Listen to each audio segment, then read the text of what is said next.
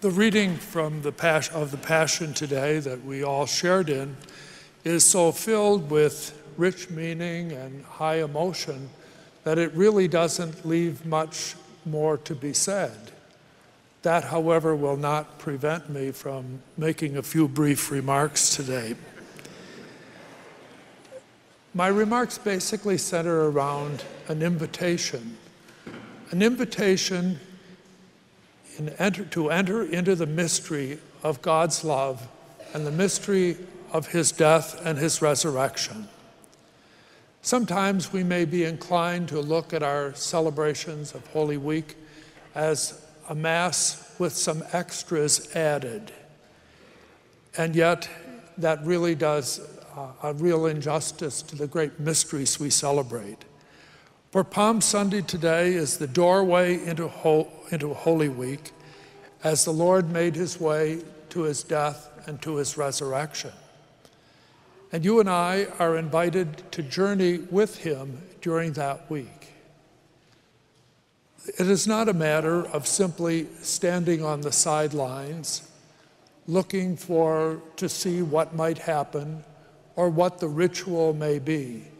But it's an invitation to enter more deeply into the very mystery itself. In the Passion account that we heard today, and I would encourage you to read it over and over again during this week, we see that whole display of different emotions. We see the triumph of Christ's entry into Jerusalem and ultimately his resurrection. We see his betrayal by those who were the closest to him. And we see injustice being perpetrated at the highest level itself. Over the course of these days, on Holy Thursday and Good Friday, we will celebrate different aspects of the great mystery of our redemption. And on Easter Sunday, Christ's triumph over death. The various emotions that Jesus experienced over the course of the week that lies ahead of us are very similar to those that you and I experience at different times and moments in our own lives. And the Church invites us to unite our experiences with those of the Lord himself. One of the comforting and reassuring things in all of this is that we know the end of the story.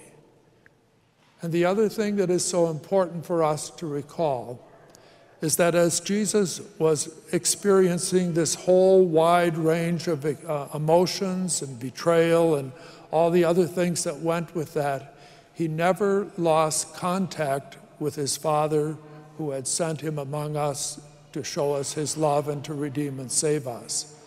And so it becomes critically important for us, not only in our day-to-day lives, but especially during this Holy Week, not to lose sight of the great mystery of redemption that we are celebrating today.